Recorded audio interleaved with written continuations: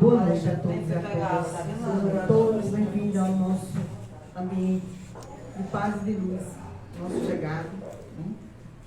E como é a gente vai ler uma mensagem do livro Vinha de Luz, psicografado por Francisco Xavier, pelo Espírito Emmanuel. Estejamos certos. Porém minhas leis em seus corações e as escreverei em seus entendimentos. Paulo, Hebreus 10:16. As instituições humanas vivem cheias de códigos e escrituras. Os templos permanecem repletos de pregações. Os núcleos de natureza religiosa alinham inúmeros compêndios doutrinários. O Evangelho, entretanto, não oculta os propósitos do Senhor. Toda a movimentação de páginas rasgáveis, portadoras de vocabulário restrito, representa fase de preparo espiritual, porque o objetivo de Jesus é escrever os seus ensinamentos em nossos corações e inteligências. Poderemos aderir de modo intelectual aos mais variados programas religiosos, navegarmos a pleno mar da filosofia e da cultura meramente verbalistas. Com certo proveito a nossa posição individual diante do próximo, mas diante do Senhor, o problema fundamental do nosso espírito é a transformação para o bem, com a elevação de todos os nossos sentimentos e pensamentos. O mestre escreverá nas páginas vivas de nossa alma os seus estatutos divinos. Tenhamos disso a certeza. E não estejamos menos convencidos de que, às vezes, por acréscimo de misericórdia, nos conferirá os precisos recursos para que lavemos nosso livro íntimo com a água das lágrimas, eliminando os resíduos desse trabalho com o fogo purificador do sofrimento. Está bem claro, né?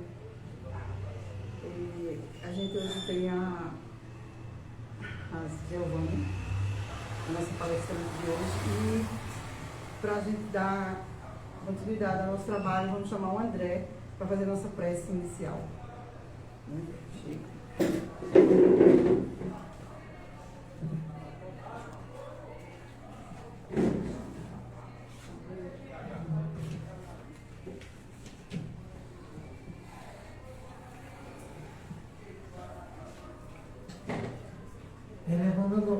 Elevando nosso pensamento aos céus, entrando em conexão com os bons espíritos e com ele, o Divino Mestre, Rabi. Derramai, Senhor, sobre todos nós que aqui nos encontramos, espíritos encarnados e desencarnados, os teus frutos benéficos, essas bênçãos celestiais que caem sobre nós, iluminando o nosso perispírito, fortalecendo o nosso corpo, para que possamos continuar na nossa trajetória. Amado Mestre, agradecemos ao Senhor a tua presença e a confiança que o Senhor está aqui conosco, pois o Senhor falou, onde tiver reunido uma ou duas mais pessoas, em teu santo nome, o Senhor estará presente. Amado Mestre, ilumina nossa palestrante da noite de hoje e que suas palavras possam penetrar em nosso espírito e mente e vivenciar cada dia, cada momento, a nossa transformação. Que assim seja. Que assim seja. Convidamos a nossa irmã para fazer a palestra do estudo o Evangelho de Marcos.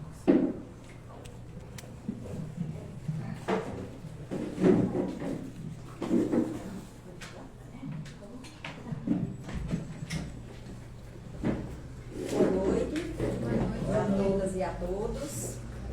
Bom voltar à minha casa. Sei que estou distante, mas é minha casa, é a casa que eu tenho no coração, é a casa que eu levo para a minha vida. Foi aqui no Regade que eu aprendi coisas significativas e que foram divisores de água na minha vida. Então, aqui é a minha casa. E nessa noite, como já foi colocado aí, nós vamos continuar com o Evangelho por Emmanuel, comentários sobre Marcos, os comentários de Emmanuel sobre Marcos. O título da mensagem de hoje, que Emmanuel faz um comentário, é Observação Primordial. ele comenta uma passagem que está no Evangelho de Marcos, é a passagem 12:29. A passagem diz o seguinte: E Jesus respondeu-lhe: O primeiro de todos os mandamentos é: Ouve, ó Israel, o Senhor, nosso Deus, é Senhor e é um só. Ou seja, Jesus está dizendo aí, falando de um Deus único, de um só Deus. E eu fiquei me perguntando, então por que Emmanuel colocou esse título, Observação Primordial? Porque antes de qualquer coisa em nossa vida, nós devemos observar, ter como prioridade a existência de um Deus único, de um Deus todo-poderoso, de um Deus só. Então, quando a gente tem essa ideia, quando a gente acredita, quando a nossa fé é baseada nesse Deus único, todas as coisas, ou muitas das coisas da nossa vida, começam a fazer sentido. E é isso que Emmanuel nos chama a atenção. Por isso que ele coloca observação primordial. Sem a ideia de um Deus único, de um Deus só, muitas coisas perderiam realmente o sentido. Muitas das coisas que nós nos propomos nas melhoras da nossa vida seriam sem sentido. Para quê? Né? Se nós tivéssemos os costumes dos antigos, de um Deus do sol, de um Deus da lua, de um Deus do mar, muitas coisas não fariam sentido, porque a gente iria ter aquele Deus preferencial a quem nós iríamos fazer os nossos cultos, fazer os nossos louvores. Mas aí esse Deus é um Deus único, um Deus que está em todos os lugares, em todos os cantos, o Criador de todas as coisas. Quando Marcos traz essa passagem de Jesus, eu queria comentar um pouquinho com vocês a respeito por que Jesus coloca isso e naquele momento, porque Jesus naquele momento precisava falar de um Deus, que o Deus era um só. Jesus estava fazendo as suas pregações e ele trazia a palavra do vinhedo, ou a palavra da vinha. Nessa parábola, Jesus conta de um senhor, de um dono de terra, um senhor, que resolve mudar-se para outro canto. E nesse lugar onde ele vai, ele deixa onde ele sai, ele deixa as suas terras e ele decide alugar essas terras, ou seja, deixar disponível essa terra para que agricultores dali do local façam a colheita, plantem, e o Senhor faz um acordo com eles. E na época da colheita, ele viria pegar parte que cabe a ele como dono das terras. E assim aconteceu. Esses agricultores ou esses lavradores ficaram na terra, cuidando da terra. Quando chega a época da colheita, o mestre ou o senhor daquelas terras manda um servo seu para que pegue a parte que cabe a ele. E esse servo é humilhado, agredido, e eles colocam para fora da vinha, das terras, das plantações de uva. Ele é posto para fora. O senhor das terras manda outro servo. E mais uma vez, ele é agredido, ele é humilhado e volta sem a parte do senhor. Ele manda outro servo. Esse agora é morto e jogado mais uma vez fora das terras. E o senhor mandou mais alguns servos. Por fim, ele diz: agora eu mandarei meu filho amado, porque é o meu filho. E quando esse filho chega, os agricultores ali dizem: esse é o herdeiro. Então vamos matar, porque ficamos logo com tudo. Se matamos o herdeiro, a terra será nossa. E assim acontece. Eles matam o filho desse senhor das terras. Por último, Jesus diz: o que faz o Senhor? O Senhor vai lá, destrói o que está em desordem ali e passa essa terra para outros agricultores. Nessa parábola, que eu contei bem resumidamente aqui para vocês, ouviam essas parábolas, além das multidões que já seguiam a Jesus, estavam lá também escribas, saduceus e herodianos, ou seja, alguns soldados, que já vinham se sentindo ao longo do tempo afetados com as palavras de Jesus. E é lógico que quando Jesus fala essa parábola, que fala dos donos da terra, do filho amado que veio, que foi morto, eles entendiam que aquilo Jesus falava também deles. Eles também faziam aquele papel dos lavradores, dos agricultores que se apossavam do que não era dele, que não reconheciam o filho amado. E nesse processo, eles queriam prender a Jesus, tinham a intenção de já prender a Jesus, mas aí se sentiram acuados pela multidão que ali estava. E resolveram fazer como a gente diz, fazer uma pegadinha com Jesus. Então a gente não pode ir agora e prender, porque você fala indiretamente, nos afeta, mas o que é que eu posso lhe prender diante do que você acabou de falar? Vamos testar Jesus. E aí eles começam falando, eles pegam o denário, é aquela passagem que em seguida eles pegam o denário. Aliás, antes de pegar o denário, eles perguntam a Jesus, é justo pagar impostos? E Jesus é que pega o denário e diz, tem aqui nessa imagem, e eles dizem César. E Jesus sabiamente responde, dai a César o que é de César. Nós entendemos, e lógico que Jesus diz, e a Deus o que é de Deus. Se naquela moeda, naquele denário, tinha a imagem de César, e deveria ir para César, nós que somos imagem e semelhança de Deus, devemos nos entregar a Deus. O nosso ser é que deve ser entregue a Deus, não as coisas transitórias, não as coisas materiais. Jesus colocava isso. Os saduceus que também estavam ali, eles, apesar de serem judeus, de serem o povo de Israel, eles não acreditavam nem na reencarnação e nem acreditavam em anjos. Ou seja, mesmo entre os judeus existiam as diferentes crenças entre eles. Eles acreditavam que se eles eram seres, digamos, privilegiados, doutores da religião, se eles estavam ali, era porque eles eram abençoados ou tinham tido aquela oportunidade de Deus e estavam ali porque Deus os escolheu. Então, eles não acreditavam na reencarnação, ou na ressurreição, e eles viviam a vida como se não existisse realmente o amanhã, ou seja, vou usar a religião para os meus gozos e prazeres. E também não acreditavam nos anjos, porque se eles acreditassem nos anjos, eles iriam entender que nós viemos do átomo à angelitude, né? Nós nascemos todos iguais, fomos criados todos iguais, e o nosso trajeto é a angelitude. Então, para eles acreditarem na angelitude, eles não seriam seres especiais. Então, dos motivos da descrença dele.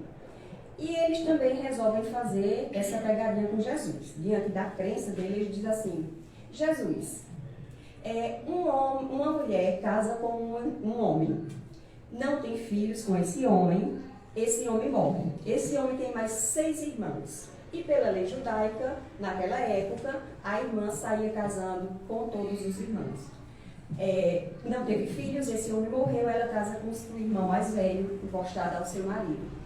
Esse também morre sem que eles tenham filho. E assim sucessivamente, ela casa com todos os irmãos, com nenhum deles há filho. E eles dizem assim, quando chega na ressurreição, essa mulher é de quem afinal? É esposa de quem afinal? E Jesus diz, ora, na ressurreição não existe casamento, não há necessidade de casamento. Vivem como anjos. E aí a gente começa a entender, e é nisso que o Espiritismo nos traz tantas respostas.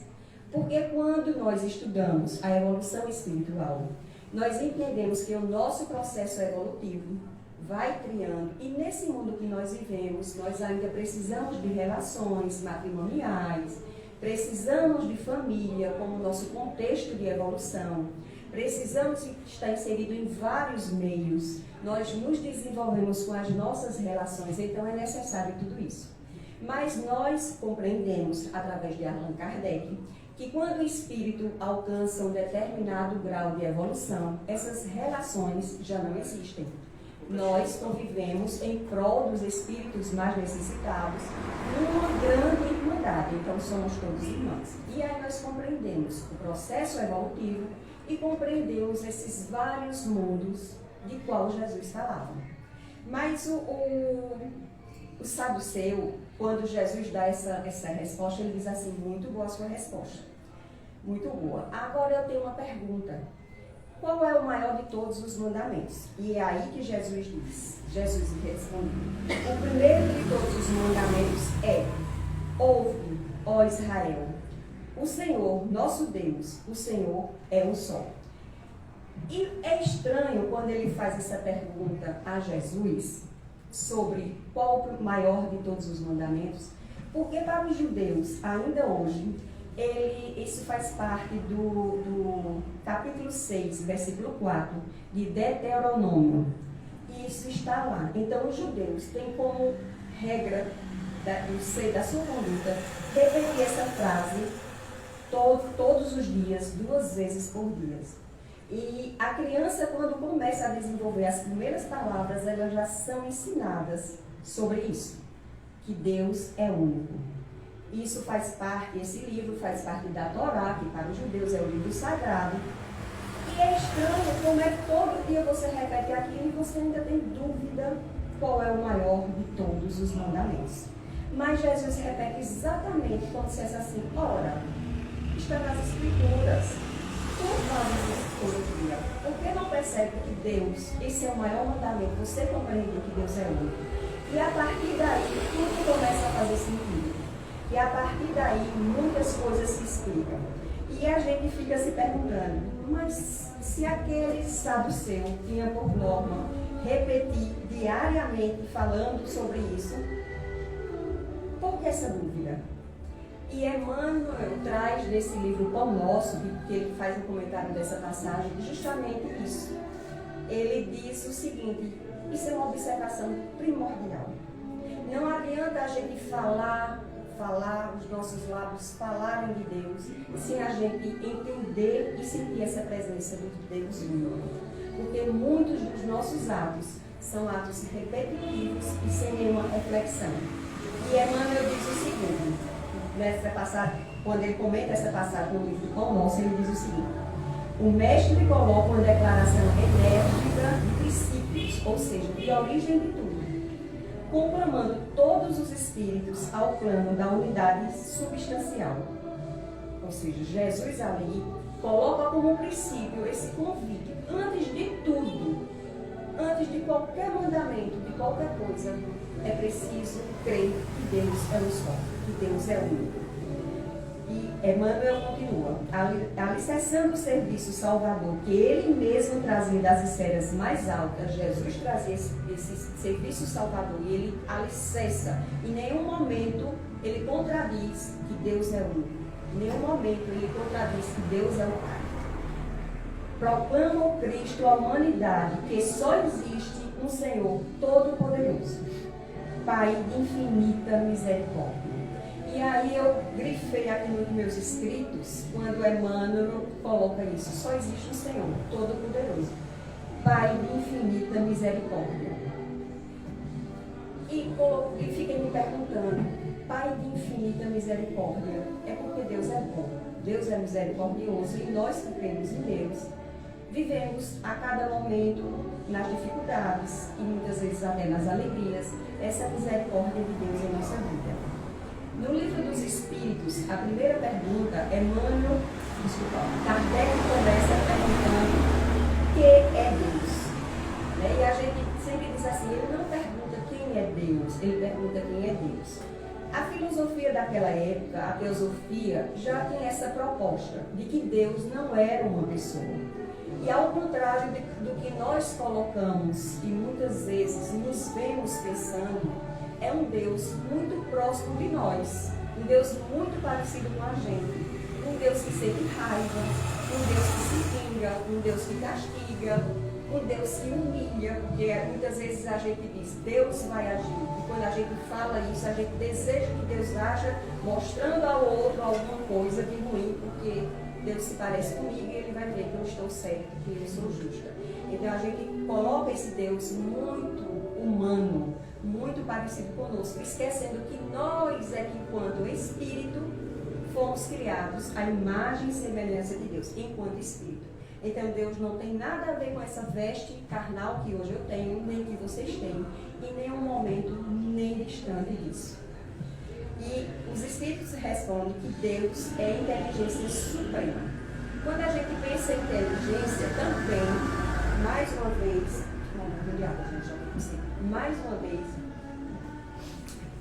a gente faz uma associação com a inteligência que nós conhecemos. E geralmente a gente pensa uma pessoa muito inteligente. Agora, nessa época mesmo de pandemia, a gente vê os cientistas trabalhando, trazendo tantas coisas novas e a gente fica admirado com aquela inteligência. Poxa, como é que a pessoa descobre isso? Um Einstein, né? Como é que pode uma fórmula matemática trazer tantas coisas? E a gente fica, às vezes, até indignado. Meu Deus, como eu sou distante desse homem, como eu sou distante dessa pessoa. Mas aí os Espíritos colocam, é uma inteligência suprema. Pense na maior inteligência que se tem, não é Deus. Deus é uma inteligência suprema. Causa primeira de todas as coisas. E aí a gente mais uma vez faz uma confusão. Causa primeira, ou seja, o que causou tudo isso que nós vemos é o efeito da causa de Deus. Toda a natureza, nós, tudo que existe no mundo é um efeito da causa de Deus. E às vezes nós confundimos o próprio Deus com a natureza, mas a natureza não é Deus. É o efeito da causa. E outras vezes nós confundimos a causa primária de todas as coisas com a causa do nosso sofrimento. E a gente diz, foi Deus que quis. Deus quis assim, né? Como se Deus fosse a causa do sofrimento. Deus foi a causa primeira. O resto é por nossa conta.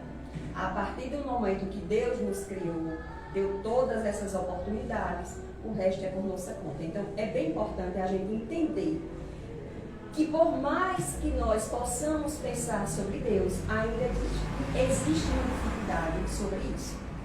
E não é à toa que no livro dos Espíritos, eles perguntam mais uma vez, é permitido ao homem conhecer a natureza de Deus?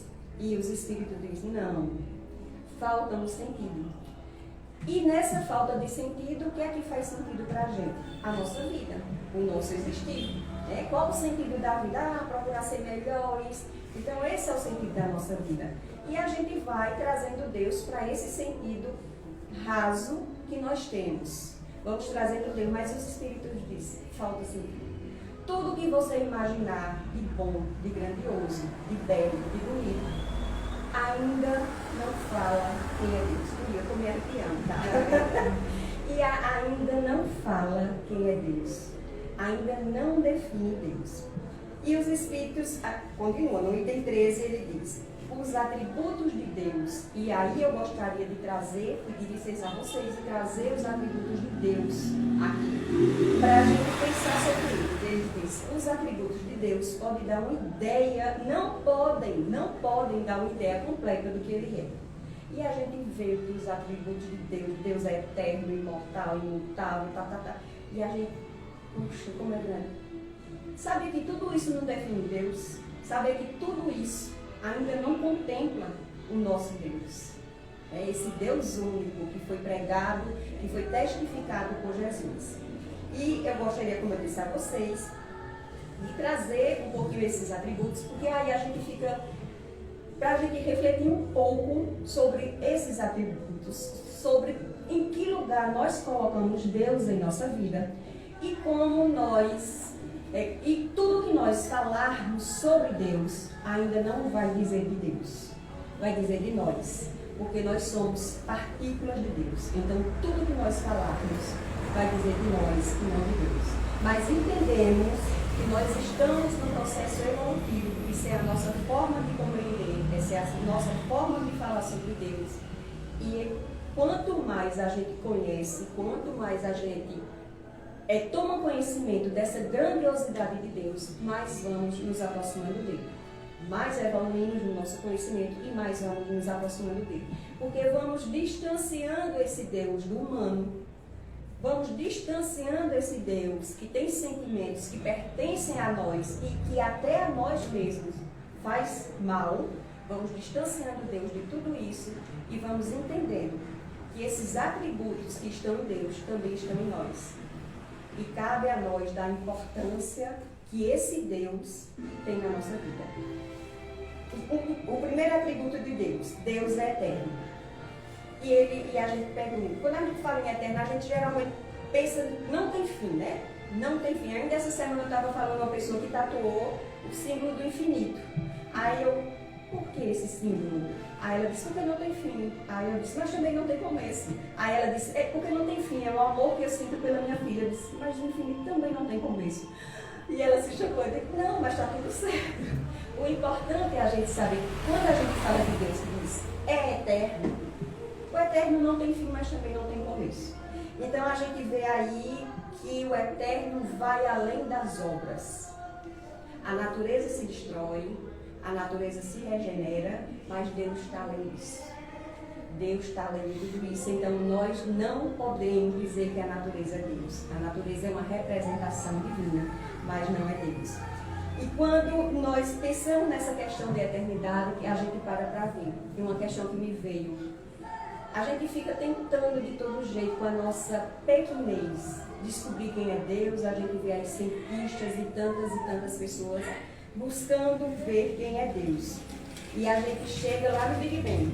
E quando chega lá, ninguém sai do campo, né? Chega lá, não, é uma condensação de partículas que estavam muito quente, e de repente houve um esfriamento muito grande, e daí houve o Big Bang e o mundo se criou. E para além disso, quem poderia falar? Ninguém, porque ninguém alcança Deus. A gente vê as obras das pirâmides, coisa linda, grandiosa, né? Eu nunca estive, mas que já esteve, disse que é uma experiência ímpar. Quando a gente vê aquelas imagens, a gente fica pensando, meu Deus, que coisa grandiosa. E aí se estuda para ver como chegou lá, como chegou com as pedras. Mas aí a gente se pergunta, tá, as pirâmides estão ali, mas a sabedoria de quem fez está além das pirâmides.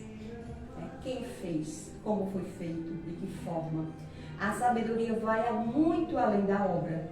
E quando a gente fala desse Deus eterno, é falar do que está muito além da obra dele. É falar muito mais do que nós, como seres humanos, do que a natureza em si. E vamos para outro atributo de Deus, quando dizemos é imutável, Deus é imutável.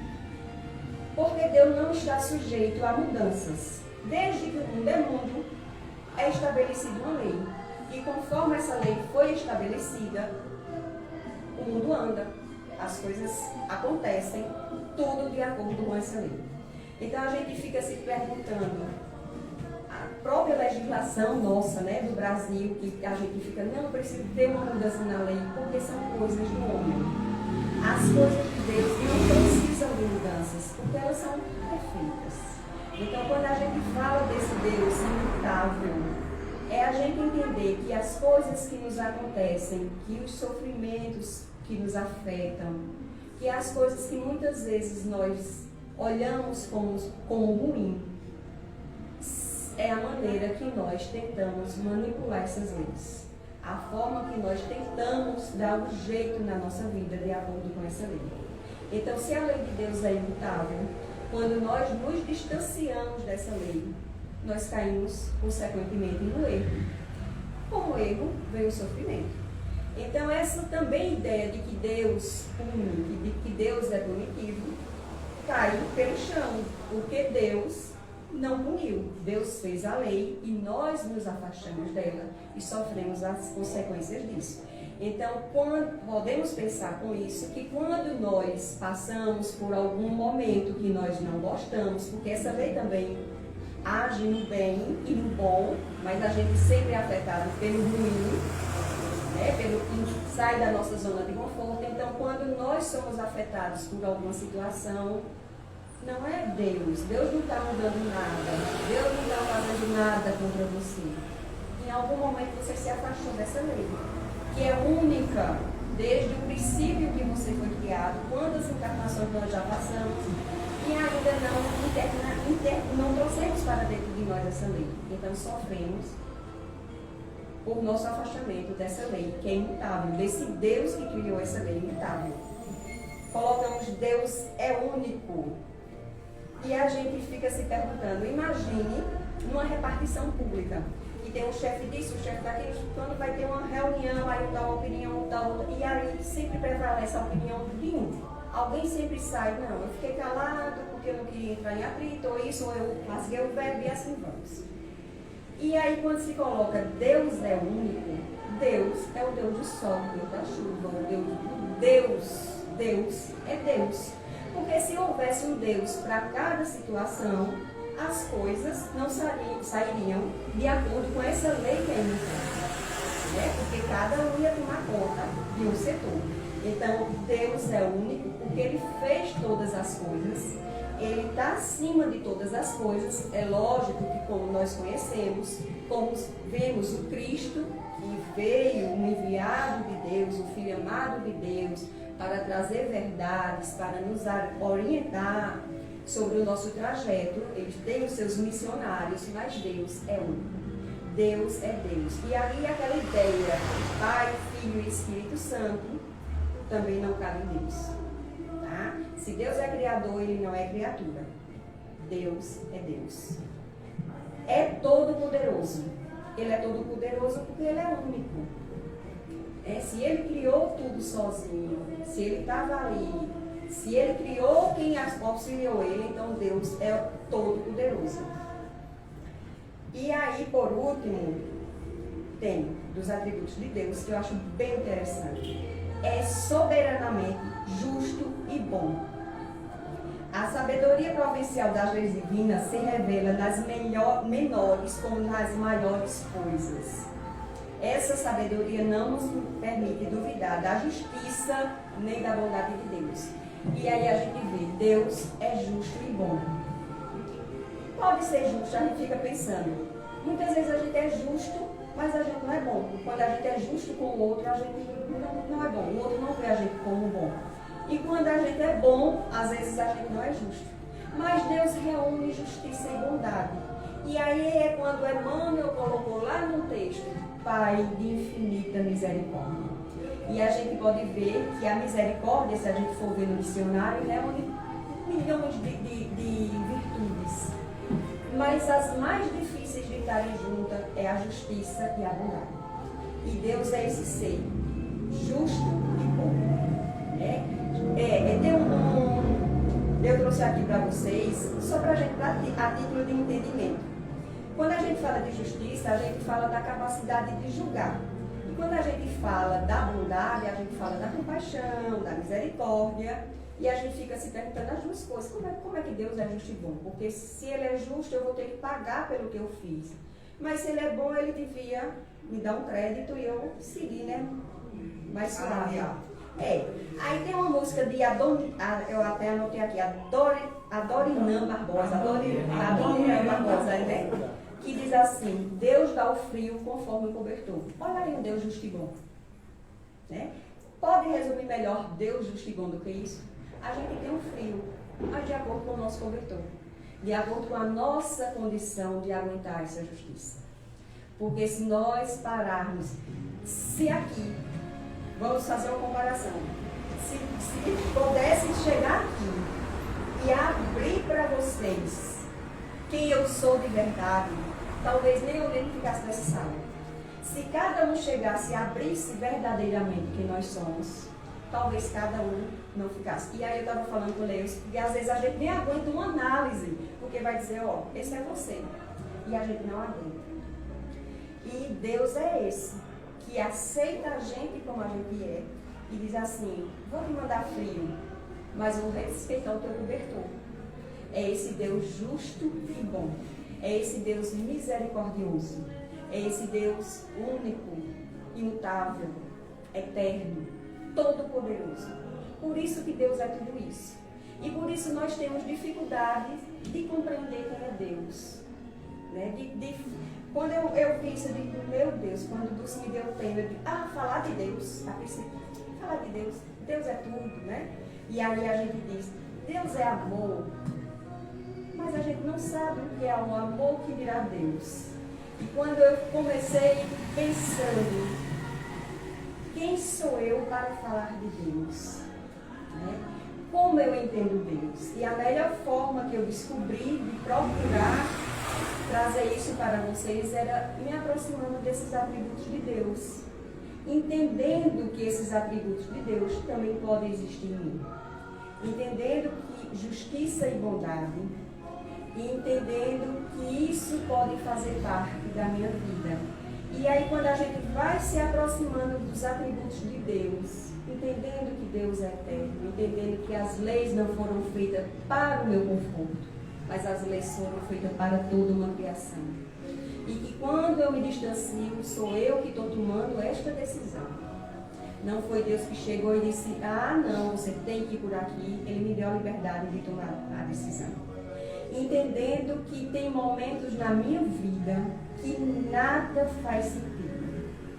Que há um vazio que nada ocupa, a não ser esse Deus Todo-Poderoso.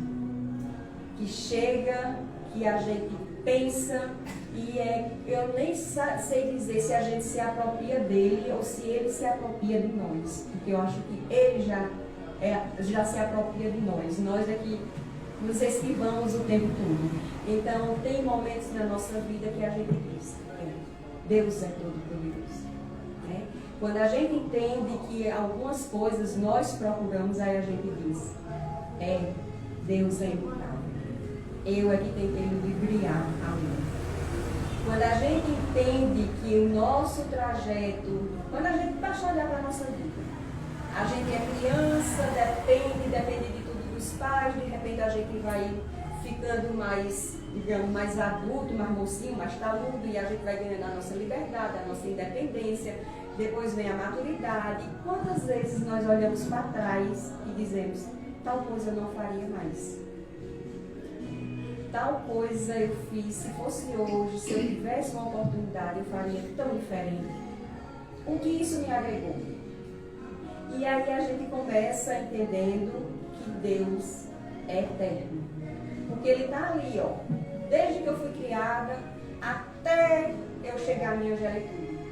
Dizendo assim, não tem tempo, não tem pressa. Também não fique sem fazer nada, né? Porque esse negócio não tem pressa, a gente tem a vida toda, isso é comodismo. Mas quantas vezes a vida nos convida a refletir sobre nós mesmos? Quantas vezes, quando a gente vê esses atributos de Deus, nós somos levados não a outra coisa do que a refletir sobre nós mesmos. Se Deus me criou, se tem um propósito para eu estar aqui, se um Deus com todo esse poder, com toda essa grandeza me criou, qual o propósito disso?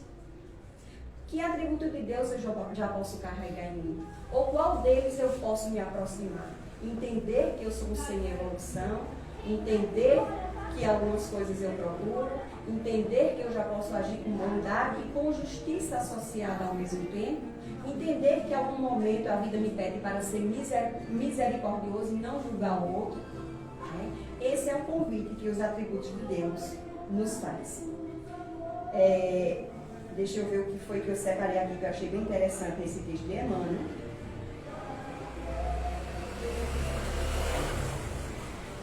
Talvez o fato da gente ter essa dificuldade de acreditar em Deus, ou de trazer um Deus humano, não. Algumas pessoas não acreditam realmente que existe um Deus, né? Acreditam em outras coisas, o que não deixa de ser um tipo de fé. Tem fé em outras coisas, não deixa de ser um tipo de fé. Mas talvez essa dificuldade da gente trazer esse Deus para a nossa vida, esse Deus diferente de nós, é porque nós ainda somos tão materialistas que tudo nosso tem que ser provado. Se não vai no laboratório, se não prova, se não diz, eu não acredito. E como é que vai provar a existência de Deus, se Deus a gente apenas sente? Se Deus apenas se manifesta em nós? Então a gente vê Deus, hoje a gente já vê Deus na ciência, alguns cientistas já falam, já atestam a existência de Deus. Mas Deus é palavra para a religião, é palavra para a filosofia, é palavra para a poesia, né? Fica muito no campo do sentimento. E é isso que Deus é, um sentimento que se manifesta em nós, nos impulsionando para ir à frente, para ir à frente, para ir à frente, porque eu estou aqui, então vai. Quando eu me torno lá, quando eu chego na angelitude, veja que oportunidade. A gente quer tanto saber de Deus e de repente a gente vai no nosso trajeto, um momento a gente está na angelitude. E aí a gente está mais próximo de Deus. E aí a gente, tantas oportunidades na nossa vida, a gente vai desperdiçando desse encontro. Quantas vezes, quantas oportunidades nós temos de acelerar esse encontro e nós vamos botando o pé no freio. Eu queria fazer um convite a vocês, quando eu falo de sentir, que Deus é um sentimento. Eu queria convidar vocês para fechar os olhos um segundo. E eu queria que vocês se abstivessem de tudo, de todos os problemas, de todos os carnês que tem para pagar, de todas as infelicidades que você acha que está passando, de tudo que lhe perturba na sua vida. E apenas sentisse você. Sinta você. Nesse momento, seu fígado funciona sem que você peça para que ele funcione. Seu coração bate sem que você peça para ele bater. Seus olhos recebem lubrificação natural sem que você faça nenhum comando para que ele exista. O ar lhe permeia o pulmão sem que você faça nenhum esforço para isso. E aí eu lhe pergunto, podem abrir os olhos? Se isso não for Deus, o que será? Se quando nós nos abstemos de tudo e nos encontramos com nós mesmos e vemos que nós temos capacidades que não nos pertencem, se isso não é Deus, o que será Deus? Né? Onde nós estaríamos sem esse Deus? E isso também nos convida a pensar esse divino como esse Pai que não nos castiga. Que a gente ainda tem muito a ideia do Deus da barganha. Eu vou ter que fazer isso porque senão Deus não vai me dar isso. Eu vou fazer isso porque Deus vai me beneficiar de tal forma. Deus existe por existir em nós. E a única coisa que Deus pede de nós é que sejamos o mais corretos possíveis com nós e com os outros. E a única coisa. Porque por mais difícil que seja a situação, ainda que nós estejamos ali num momento de morte que alguém ama muito, passa algum tempo, tudo se ajusta. Porque em tudo está Deus. Todas as coisas voltam para o seu lugar. Eu queria dizer que quando a gente fala nessa questão, Deus é amor, né? A gente diz muito, Deus é amor. O amor de Deus está em todos os cantos. O amor de Deus está em mim. O amor de Deus me sustenta. E o amor para a nossa vida é algo tão contraditório ainda. É algo que a gente confunde tantas coisas. Que a gente mais pede do amor ou do nosso amado, ou do amor. Quando eu falo amor, eu não falo do amor do amado, do outro, da outra que nos acompanha. Também. Mas eu poderia colocar do amor de mãe, que eu acho que é o amor que tem mais, e de pai também, né? Que chega mais próximo daquele amor. Quantas vezes nós não confundimos esse amor que chega, nos arrebata, e aí a gente faz uma confusão na cabeça da gente, a gente quer controlar a vida do outro, a gente quer dizer, a gente acha que o outro não pode errar porque a gente já errou, porque, não, então eu já sei o caminho, eu vou. Então aí a gente vê, poxa vida, é tão difícil eu entender o que é amor, mas eu preciso começar a ver o que é o amor, como eu posso cuidar do outro sem ser invasivo, como eu posso cuidar do outro sem ser dono do outro, como eu posso cuidar do outro sem querer, eu não diria que é algo em troca, porque todas as nossas relações são relações de troca. Todas as nossas relações, ainda enquanto humanos, são relações de troca. Mas como eu posso amar sem que isso doa em mim? Talvez seria isso. O que é que eu ganho quando eu perco o domínio do outro?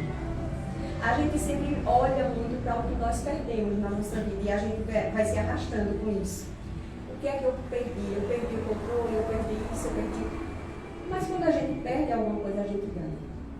Quando a gente perde, como eu coloquei, às vezes a gente perde o controle do outro, mas a gente ganha quando a gente para ver. E aquela dor é tão grande, poxa, estava do jeito que eu queria e agora não está mais. E a gente para ver, o que foi que eu ganhei com isso? Às vezes a gente ganha uma sabedoria que uma situação nos mostra, que uma vida inteira não nos mostrou.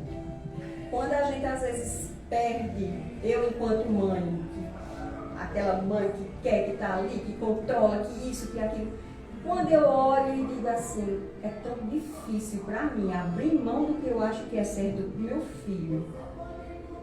Mas eu posso dizer a ele, filho, assim, assim, assim. Mas eu não vou determinar, porque quando ele sai de casa, ele tem a vida dele. Eles têm a vida dele. Então eu não posso determinar a vida do outro. E quando eu entendo que o outro tem a vida, que o outro pertence ao outro, eu vou perder aquele controle que eu tenho. Mas aí eu vou dizer, eu ganhei um filho, eu ganhei a oportunidade dele crescer nesse mundo. E tantas outras coisas que a gente pode analisar quando a gente fala sobre amor, quando a gente tem essa concepção nossa de amor, quando a gente acha que está perdendo, o que é que eu ganho com isso? O que é que eu estou ganhando? E aí vem aquela velha frase, né?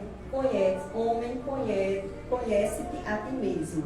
E a gente fica pensando, tá, isso é a gente se conhecer, e a gente acha que vai na nossa trajetória, ali fazendo descobertas, e anda aqui, anda ali. E esquece que isso é uma grande chave.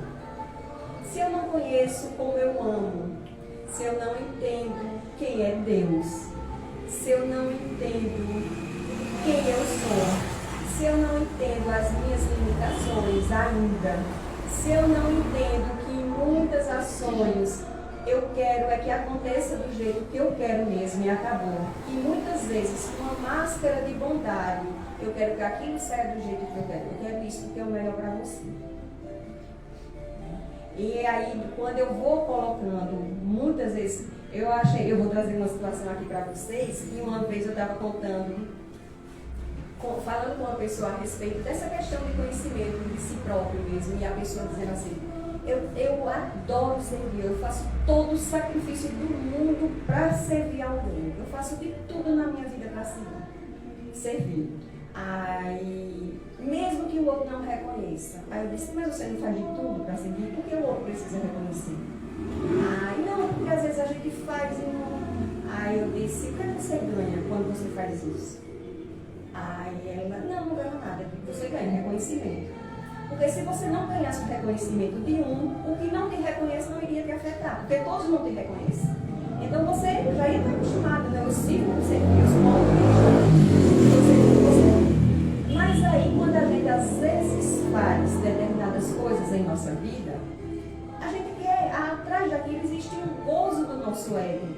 Existe um prazer ali dentro da gente dizer, olha, tá vendo? Eu sou importante. De alguma forma você depende de mim. Se não fosse eu nesse momento na sua vida, como você estaria? Então, quando a gente para ver que em todas as relações que muitas vezes nós colocamos como amar, servir, ser bom, tem um pouco do nosso egoísmo. Isso não quer dizer que está errado, não. Mas aí quando o outro olha e diz assim, o outro não reconheceu que eu fiz isso, o outro não reconheceu que naquele momento. Aí eu vou olhar e dizer assim, tá, eu precisava desse reconhecimento, mas isso é algo meu. Se eu me proponho a servir, eu servi. Então, eu reconheço que eu queria aquele olhar do outro, aquele agradecimento do outro.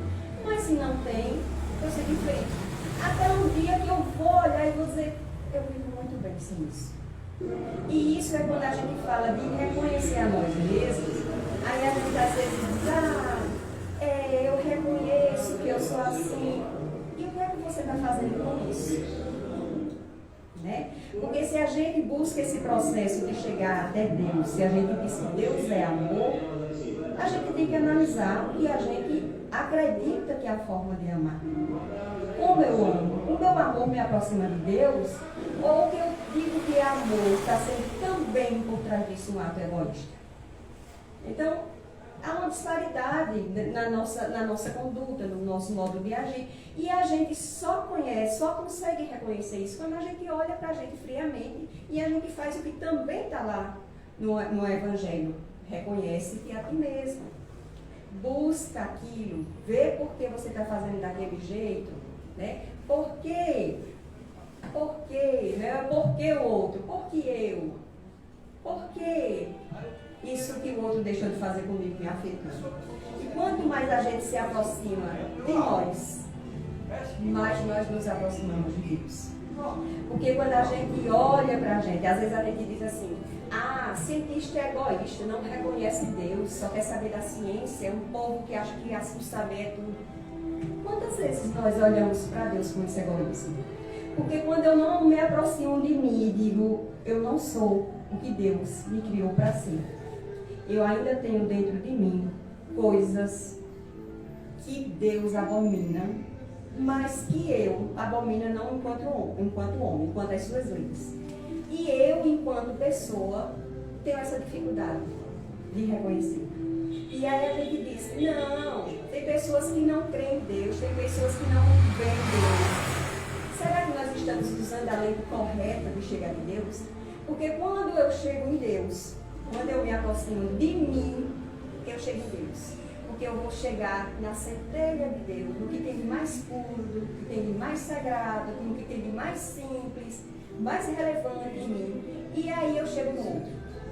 Porque todas as vezes que eu reparo no olhar do outro, ou na palavra do outro, ou na ação do outro, e digo, isso está ruim demais para mim. Ave Maria, fulano é assim, por que as coisas acontecem assim? Por que fulano faz isso? Eu estou enxergando um pouquinho de mim ali. Porque o Deus que me criou, criou também o outro. E se o outro está daquele jeito, é porque eu também tenho algumas coisas do outro em mim. No meu ciclo, no meu meio, as dificuldades que eu enfrento. Quando a gente para ver, a gente diz, tá, não é à toa que a gente às vezes diz assim, não, eu quero dar uma criação totalmente diferente ao meu filho do que eu tive. Os meus pais me deram uma criação e eu quero dar totalmente diferente. Aí a gente vai traçando caminhos. E a gente vai fazendo, você, mamãe, um pai carinhoso, atencioso, assim, assim, assim. De repente acontece uma coisa e a gente, descarrega tudinho que a gente aprendeu. Porque a gente não aprendeu a fazer diferente. A gente foi alinhavando, foi colocando máscaras ou modos de viver convenientes para o meu propósito, mas aí eu não parei para refletir. Eu, enquanto pessoa, por que eu estou fazendo assim?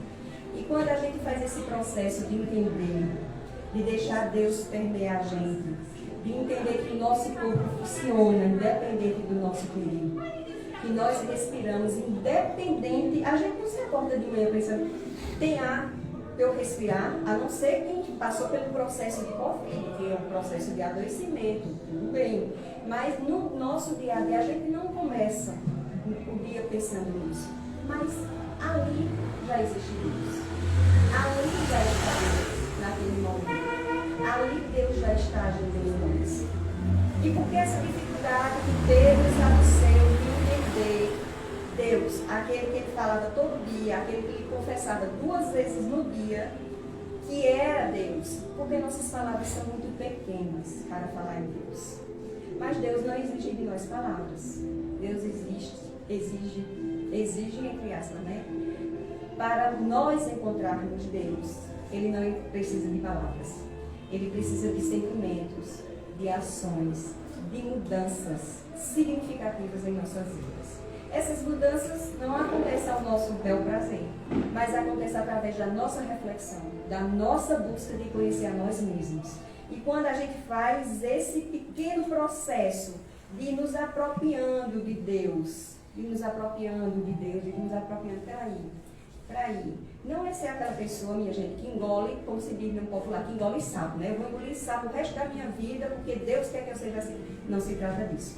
Eu digo sempre que a coisa mais importante na vida da gente, e mais difícil, é a gente falar do que sente. Porque a gente sente uma coisa, aí a gente... Hoje mesmo eu estava conversando com uma pessoa que me relatava o seguinte. Eu fui falar com o meu companheiro sobre o aniversário dele e disse, a gente não está em condições de fazer a festa, devia saia comemorar com seus amigos, como você sempre faz, e tudo bem. Aí ele olhou para mim e disse assim, não, eu quero comemorar. A pessoa me relatando, eu quero comemorar porque você é sozinha, eu não sou. E aí ela, poxa, se sentiu, como se eu sou sozinha, como é que meu companheiro disse que eu sou sozinha, né? Muito forte você ouvir isso, né? E aí eu fiquei, ela continuou conversando, aí eu disse, e qual foi sua reação? Ela estava arrasada, chorando, destruída. Eu digo, não, mas pode ser uma forma de expressão. Ele poderia estar falando que você não tem, como ele tem, a mãe que contribui e tudo mais. E aí eu disse, como você expressou isso que você está sentindo para ele? Eu disse assim, ele veio varrer a casa, aí eu estava com os pés, e ele varre com meus pés, eu digo, não varra, porque eu quero casar outra vez para não ficar sozinha. Está vendo como nós tratamos os nossos sentimentos? Aí eu disse, qual é a dificuldade que você tinha de dizer assim? Por que você disse que eu sou sozinha? Porque eu considero que eu tenho você. E eu tenho você, eu não estou só. E ela parou, aí caiu, mais uma vez caiu no choro e disse, eu não consigo. Eu prefiro dizer uma graça, atingir de outra forma. Aí eu disse, olha, quem brinca com o que sente, quem diz uma gracinha, quem brinca com o que sente, o outro vai brincar com os seus sentimentos. Não é o outro que está fazendo com você, é você. Como é que a gente não sabe o que quer, não sabe o que pedir e vai querer receber alguma coisa? Né? Se eu chego na padaria e fico calada, ele vai comprar bolacha, pão, isso, até que eu faça pelo menos um sinal. Mas aí como é que o outro vai me dar o que eu não consigo expressar? E quando a gente fala desse amor de Deus, é justamente isso, entender que Deus é sentimento.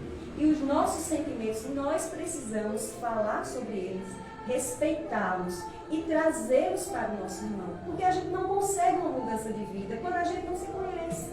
Quando a gente diz, eu estou triste simplesmente porque eu não quero estar sozinha. Para mim, eu tinha você do meu lado, você era o meu companheiro. Poxa, por que você disse isso? E aí a gente faz uma guerra e a gente destrói. Da Vinci, ele diz o seguinte, uma vez que você conheceu a luz, você sempre andará com os olhos voltados para cima. E é essa experiência que eu vim hoje aqui me propus a falar sobre isso. Uma vez que a gente vai se aproximando de Deus, e quando a gente fala de se aproximar de Deus, primeiro de tudo é nos aproximar de nós mesmos. Aproximar desse ser que existe dentro de nós, que nós não conhecemos. Às vezes a gente acha, eu me conheço, né? Eu tenho um processo de autoconhecimento e eu não me conheci, a gente não se conhece. É tentar aproximar-se desse ser que existe dentro de nós, entender as nossas necessidades, falar sobre elas. Porque a gente tem vergonha que o outro diga que nós somos fracos, que nós somos isso. Vou trazer bem rapidinho, só para encerrar aqui, mais um exemplo de uma experiência que eu tive. Outro dia, uma mulher conversando comigo, e ela extremamente magoada porque passou por um processo de traição. E há 10 anos isso aconteceu, e ela carrega esse processo de traição. É muito difícil, minha gente. Você não imagina o que é uma traição. Assim, você desenvolver aquilo, você tratar daquilo é muito difícil, mas aí ela carregava e eu olhei e disse, quem fez a traição? Foi ele. E por que essa dor é em você? Você não compreende que você foi grandiosa, você sustentou esse casamento, você sabia o que queria, você estava ali, você passou por cima dos seus valores para sustentar algo que você acreditava. Quem não acreditava em nada, quem se deixou vencer por uma noite, foi ele. Por que essa dor em você? Porque a gente vem de um julgamento, porque tem que ser assim, porque tem que ser desse modelo, as coisas têm que acontecer assim. Então, minha gente, a gente precisa descobrir os nossos valores e colocar eles em pauta. Eu não sou uma mulher fraca porque passei por isso. Eu sou muito forte porque até hoje, 10 anos, eu sei o que quero e eu permaneço aqui. Quem não sabe é o outro. Tá tudo bem se eu resolver continuar vivendo com você. Tudo bem, é porque eu tenho esperança, acredito que a gente pode viver. E aí se o outro um dia vai cair, vai estar lá e vai dizer, poxa, eu é que fui errado. Né? Uma vez eu fui para uma missa e eu ouvi que o padre disse assim, às vezes por um momento de prazer a gente coloca toda uma vida em perdição. E eu fiquei pensando sobre aquilo, eu digo, realmente. É a tentação de seguir, né? Às vezes a tentação é um minutinho, uma formiguinha que pisca ali na gente. E a gente deixa-se cair naquela tentação e põe uma vida a perder. Então, o que eu queria trazer para a reflexão nossa sobre hoje, que não tem palavras para falar sobre Deus, mas é como o Davi disse, uma vez que a gente leva o nosso olhar para o céu, né, para a luz, a gente vai sempre andar procurando a luz. Então, quando a gente tem esse desejo de sentir Deus em nós, de sentir essa manifestação divina em nós, de simplesmente parar, porque Deus se manifesta no silêncio, nas coisas simples, no nosso dia a dia. Então, quando a gente dá a oportunidade de silenciar, de entender a parte que nos cabe, de entender a grandeza que nós temos e as fraquezas que nós temos em nós, e entender que aquilo faz parte de mim, mas eu posso administrar e arrumando, fazendo arranjos para que eu não sofra tanto.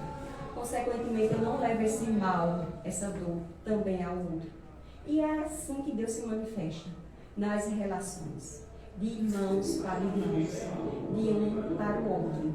E ainda que nós erremos, que a gente olhe lá para trás, que tem tantas coisas que a gente ainda vai cair, né?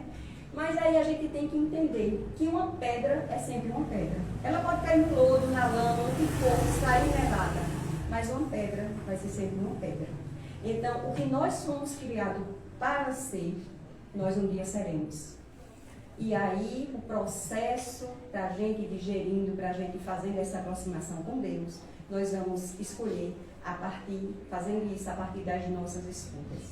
E o que eu desejo nesse momento é que nós, no nosso dia a dia, possamos ver, possamos entender essa grandeza de Deus, que não se expressa com palavras.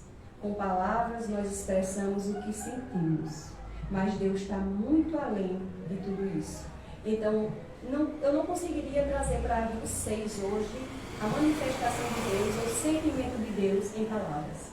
Infelizmente, vocês vão sair daqui só com os atributos de Deus, mas entendendo que esses atributos também estão em nós e que nós temos sim esse amparo do Deus misericordioso, único, onipresente, que tudo sabe, de bondade e de justiça, agindo em nós em todo o tempo. Que tenhamos uma noite de paz e uma semana, o resto da semana muito proveitosa, de muitas reflexões. Muito obrigada a Deus. Quer dizer que a gente vai continuar pagando em passado. Porque Deus é justo. Aquilo que compramos em Bom. Então, é assim. A chapéu Evânia, a gente agradece a chegada, nós agradecemos a sua presença maravilhosa e a saudade que a gente estava de você, né? Também. Uma luz, o Gegado estava aí um pouquinho apagada, né? Porque ele não estava vindo, mas pelo menos a cada 2 meses, né? Uma palestrinha de leve, tá bom? E vamos aos nossos avisos. A gente tem reuniões públicas nas quartas e nas sextas, das 20 às 21 horas. Nas terças-feiras nós temos a mentalização, que é um trabalho que a gente faz com aquelas pessoas mais necessitadas, tipo problemas de saúde, problemas às vezes espirituais, algumas coisas que acontecem na vida de outras pessoas, mas que essas pessoas que tragam um nome para a gente tem que estar, ou a família, ou eles, de alguma forma, sintonizados com Deus, com Jesus, para que a gente possa entrar em sintonia e entrar na casa de cada um, para aqueles que estão mais necessitados. É na terça-feira esse trabalho. Nós temos no último domingo de cada mês, né, a campanha do Gegado Solidário, onde a gente distribui roupas, distribui comidas, alimentação, né, lanche. Então, a gente faz esse trabalho todo mês, no último domingo de cada mês. Às vezes, quando não dá, às vezes no início do mês seguinte, mas sempre no final, no último domingo de cada mês. A gente está com um evento, né, no dia 4 de setembro, que a gente vai realizar uma feijoada beneficente em prol da construção da nossa sede. A gente pede, implora, para que todos nós, tanto do Gegado, colaboradores, como as pessoas lá fora, ajudem a vender a nossa feijoada. Ela custará R$30. A gente tem o mês de agosto todinho. Vão tirando aí R$10 de uma feirinha dali, mais 10 da lá, para ver se dá os 30 no final do mês para comprar uma feijoadazinha.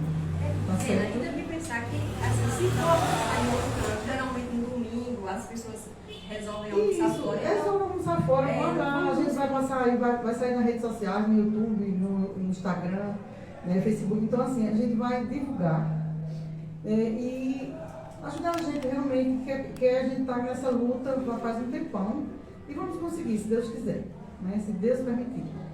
Também a gente tem no domingo o Evangelho no Lar, que é online, começa às 18 horas e vai até às 18h30. Às 18h30, alguma coisa mais, é o Evangelho no Lar todo domingo, tá certo? É pelo Instagram, não é isso?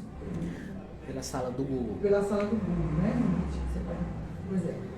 Então, assim, essa feijoada, a gente está assim, nessa correria, agora, porque só tem um mês, né? A gente tem um mês, só o mês de agosto, mas a gente vai conseguir, se Deus quiser, tem bingo, pode reunir a família, ir lá almoçar, né? Almoçar no local, também pode levar. Então, assim, é um preço, não é tão, a gente sabe que tudo está muito difícil, né? As coisas não estão fáceis, mas dá para a gente fazer uma forcinha e ajudar o nosso chegado, tá bom? Muitas graças por você, viu? Foi maravilhosa, Deus realmente é tudo, sem Ele a gente não é nada, não é isso? E eu vou agora chamar o André para fazer a prece final. Vai ter o passe individual, cada um fica no seu cantinho, quando a gente chama aqui no